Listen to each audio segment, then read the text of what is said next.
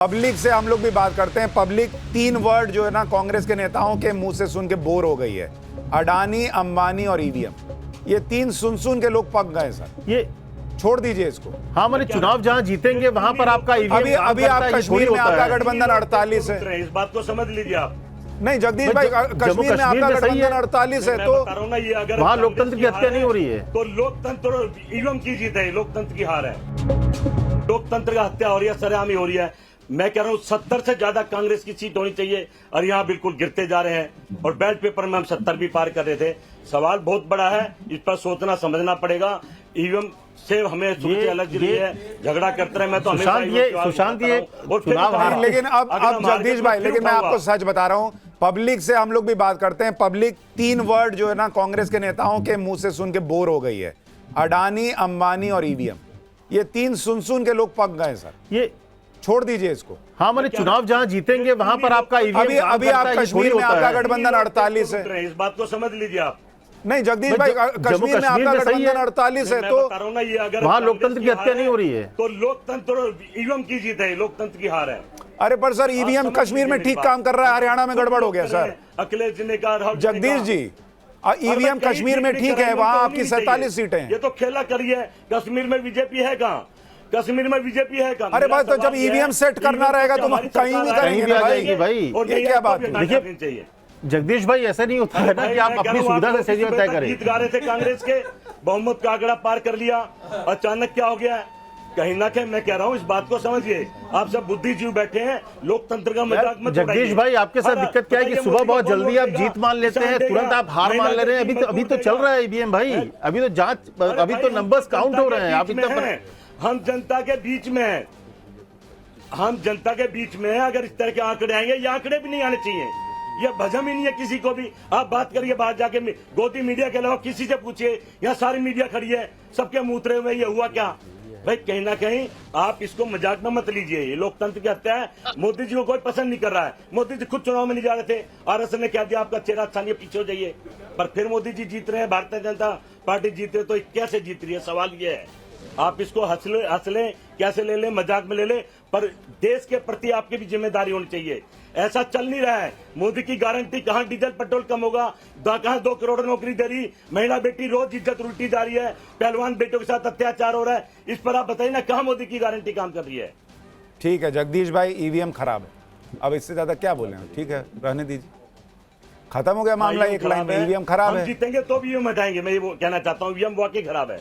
हाँ, तो ईवीएम खराब है, अब हो गया खत्म। इसमें कहानी खत्म हो गई, फिर आपसे कुछ पूछने को ही नहीं बचा। 60 पे नीचे जा रहे हैं।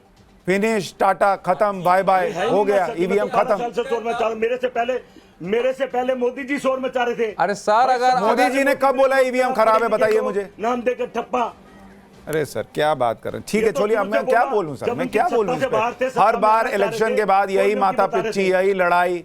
सच मायने में जगदीश भाई, मैं क्या बोलूं सर, मेरे पास कुछ नहीं है शब्द। अब बार बार फैक्ट्स और फिगर्स रख के हम लोग भी थक गए, लोग क्यों वोट दें? थक गए। अब नहीं होता है सर, जाने दीजिए, छोड़िए। बताइए ना, क्या आप खुद देखिए ना, कुमारी शैलजा हंस रही हैं। बैठ गया मजदूर, क्या फुटपाथ? एक बार अनिल विज कुछ कह रहे हैं, वो सुनिए। क्या बोलूं मैं? असली तो कुमारी शैलजा जी हंसेंगे। कांग्रेस को हरियाणा की जनता अच्छी तरह सबक सिखाती नजर आ रही है।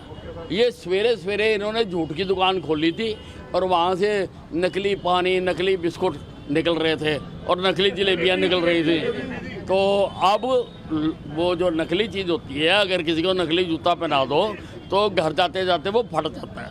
अब वो फट चुका है और अब असलियत सामने आ गई है। और आप देखेंगे कि शाम तक जैसे जैसे राउंड बढ़ते जाएंगे, वैसे वैसे पर ये गैप और बढ़ता चला जाएगा। सर, पर कांग्रेस ने तो ऑलरेडी सेलिब्रेशन शुरू करे हुए थे। अब भाग्य वही सेलिब्रेट कर रहे थे जो कांग्रेस के अंदर भी चाहते थे हुड्डा हारे। बहुत सारे लोग थे, मैंने शक्लें जानता हूं मैं उनकी, मैंने देखा उनको, वही पटाखे बजा रहे थे कि हुड्डा हार रहा, हुड्डा हार रहा, हुड्डा हार रहा।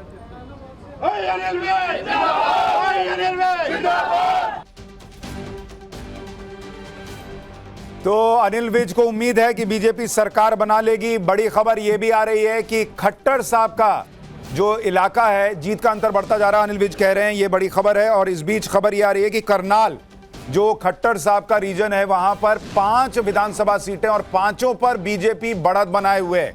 यानी मनोहर लाल खट्टर को लेकर बड़ी नाराजगी का जो बातें थी वो कम से कम करनाल में नहीं दिख रही। वहां 5 सीट विधानसभा सीटों पर बीजेपी आगे चल रही है।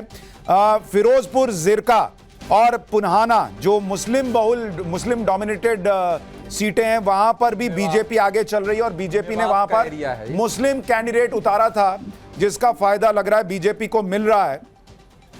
और इसके अलावा चरखी दादरी वहां पर जो है बीजेपी आगे चल रही है। और जिन पहलवानों की बात हो रही है, विनेश फोगाट पीछे चल बड़ी चीज हो गई है। तो ये बड़ी खबरें हरियाणा से आ रही हैं। किसानों के सब जो आप बता रहे हैं ये तो किसान आंदोलन का बेल्ट है। तो इसीलिए तो मैं कह रहा हूं कि सर क्या ये मैंडेट नहीं माना जाएगा कि किसान, जवान और पहलवान उस प्रकार से तीनों फिर मुद्दा नहीं बीजेपी के लिए गया। देखिए, अग्निवीर मुद्दा यहाँ था। आप धरातल पर जाते तो अग्निवीर तो कोई बोल नहीं रहा था, उन नेताओं में था।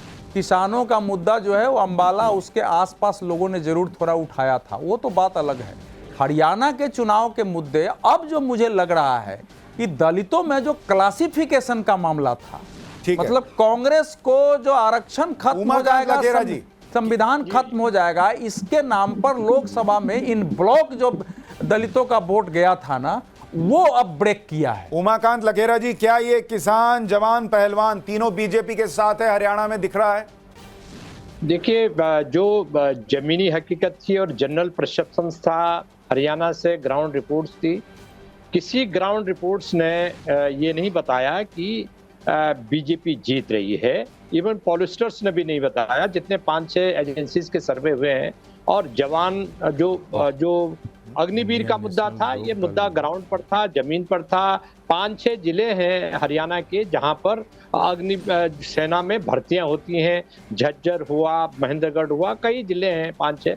तो कहानी ये है कि ये मुद्दा था वहां पर। और रेवाड़ी में तो मोदी जी ने जब पताका पहनाई थी 2013 में, तो 14 में, तो वहाँ उन्होंने ये बड़ी भारी रैली पूर्व सैनिकों की हुई थी। तो ये बड़ा मुद्दा था वहाँ पर। और अभी भी मैं ये कह रहा हूँ कि किसानों में नाराजगी थी। 700 से ज्यादा किसान मरे, आंदोलन के दौरान मरे, बीमारी से या तो जो भी कारण हुए दुर्घटना से।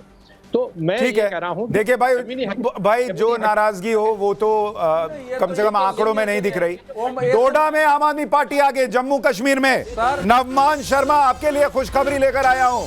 जम्मू कश्मीर में डोडा में आम आदमी पार्टी आगे हो गई है। पूरे अभी इन दोनों जगहों पर रुझानों में पहली बार आम आदमी पार्टी के आगे होने की खबर है।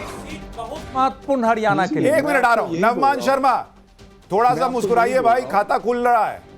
मैं आपको यही बोल रहा हूँ कि अभी हमें इंतजार करने की जरूरत है। हमें पूरी उम्मीद है कि दोनों जगह आम आदमी पार्टी जो है विधानसभाओं में एंटर करेगी। इसके साथ ही हम देश की 6 विधानसभाओं में हमारे प्रतिनिधि होंगे, हमें पूरी उम्मीद है। देखिए, हम बहुत ऑर्गेनिक पार्टी है, ना हमारे पास पैसा है, ना हमारे पास रिसोर्सेज है, हमारे पास तो सिर्फ लोगों की ताकत है। हमने तो हरियाणा पे रिक्शों पे प्रचार किया है।